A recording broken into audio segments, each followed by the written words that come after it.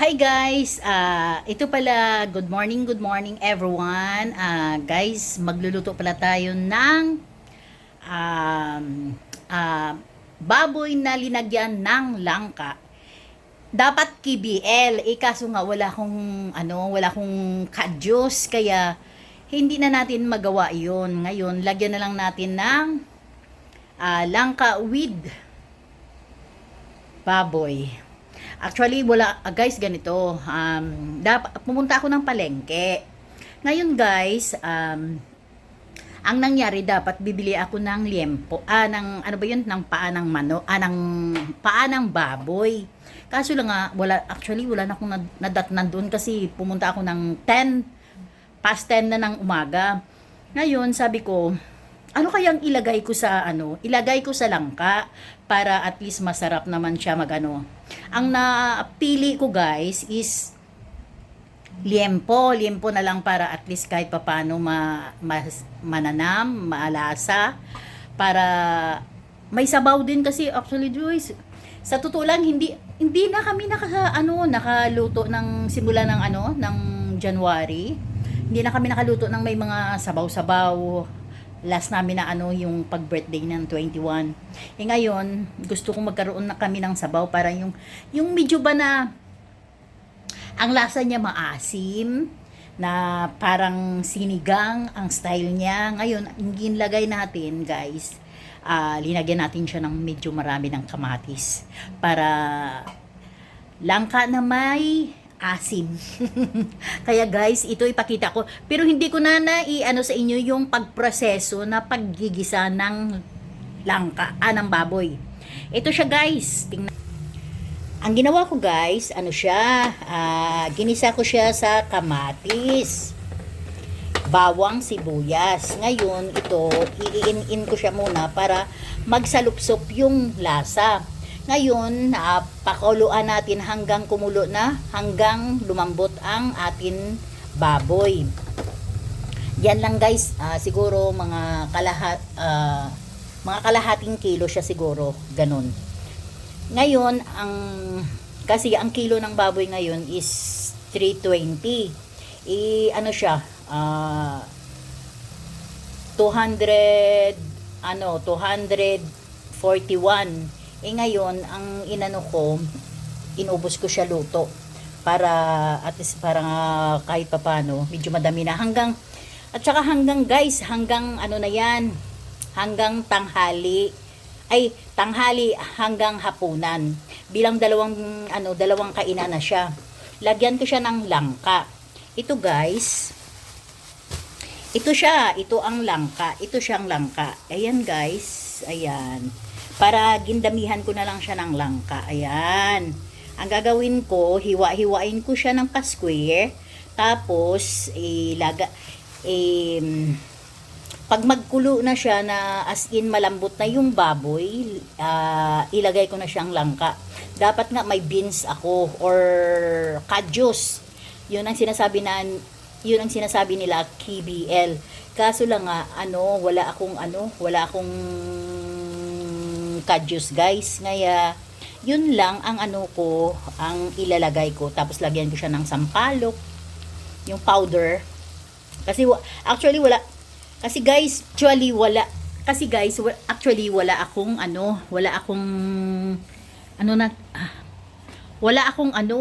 akong sampalok na yung fresh, yung bunga niya talaga.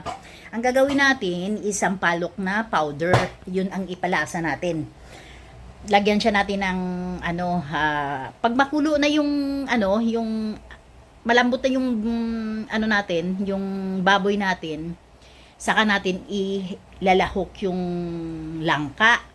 Ang langka na yan, hanggang na lumambot siya, saka natin lalagyan ng powder na sampalok. Kasi para medyo masarap ang lasa, yung medyo maasim siya na, basta parang siya,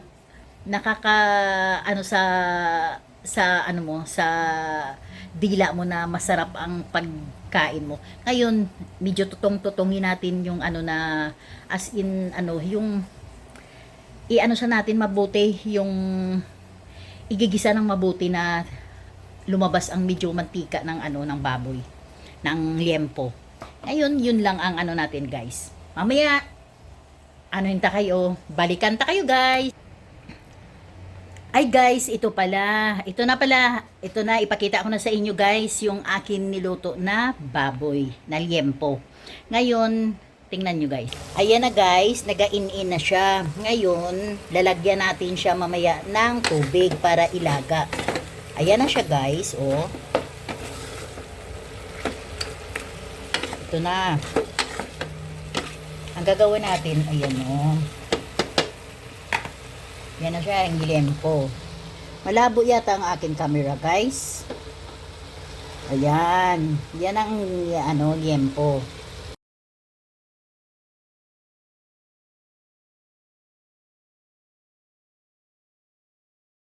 Yan na pala, ano, ilagay na natin ang tubig na mainit para mabilis sa mag-ano. Ayan siya. Ayan. Para madaling magluto, guys. Hindi na tayo maghintay na kukulo pa. Kay kulo na yung tubig. Ayan oh. Diba? Yan ang mga teknik para mabilis ang trabaho. Kasi actually guys, gutom na kami. Oh, balikan ta kayo ulit, guys. Ito na pala, lumambot na siya. Ang gagawin natin, guys, is lalagay natin ang langka. Isa-isahin lang natin kay baka biglang magano. Ayan. Ayan ang langka guys. Tapos hihintayin natin siya na magkulo at lumambot ang langka. Parang linagang baboy na may langka mo, di ba? Tingnan nyo guys. Yung ano ng kamatis. Ispiso ang ano, ispiso ang pagkaluto, pagkalaga.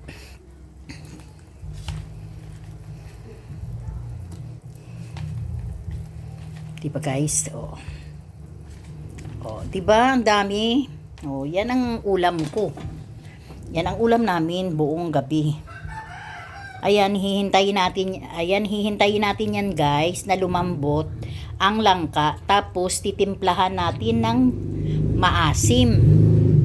Ayan guys, i-ano natin na maapawan ang langka ng tubig para at least lumambot, sabay-sabay lumambot ang mga langka. Ngayon, lagyan natin siya mamaya ng siling haba. Guys, lagyan natin sili ng haba. Ayan ang siling haba. Para magsabay na siya laga dyan. Para at least, kung medyo may asim at saka medyo may anghang-anghang, masarap yan kainin. Ngayon guys, is lagyan muna siya natin ng takip. Para at least, lumambot ang ano. Ayan guys, ano lang yan, actually, ang takip yan, hindi yan para sa kanya. Kaso nga, ano talaga, wala pa ako guys pangbili ng pangbili ng gamit para sa kusina. Yan lang talaga ang makayanan ko. Pero okay lang yan guys. Tuloy lang tayo sa pagbablog basta makita na ninyo na sa pagluluto ko kung paano ang procedure. Yan, hihintay namin yan siya guys. Ngayon, pakuluin ko siya muna ng malakas. Para ang mabilis kumulo. Tapos, pagdating ng ng kumulo na siya, pahinaan na natin ang apoy. Para dahan-dahan ang pagluto. Dahan-dahan ang pagluto ng langka, pagluto ng ng baboy. Tapos, mamaya-maya timplahan na natin siya guys.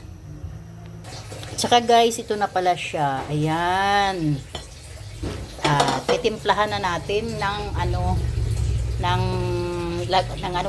kalaman. Ay, ano ba tawag nito? Yung pang-asim.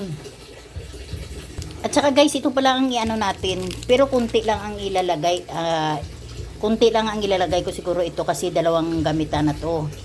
Tapos, lagyan natin siya ng konting magic sarap. Ayan. Ayan na guys, sobrang kulo na siya. Lagyan natin siya ng magic sarap. Ayan. Tapos mamaya-maya lagyan natin siya ng ito na guys, sisabay na natin. Lagyan na natin siguro depende yan guys sa pag ano nyo panglasa nyo guys Lagyan natin siya ng sampalok original seasoning ko.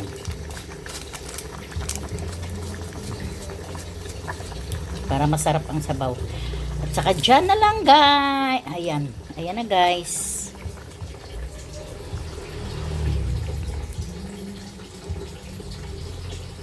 Yan. Titikman natin kung ano na ang lasa.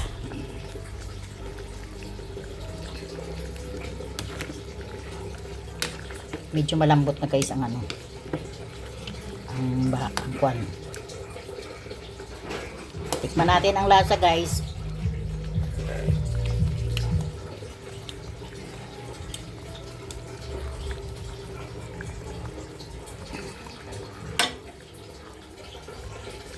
Ayan na guys, yan ang finished product ng ating ulam. Ayan.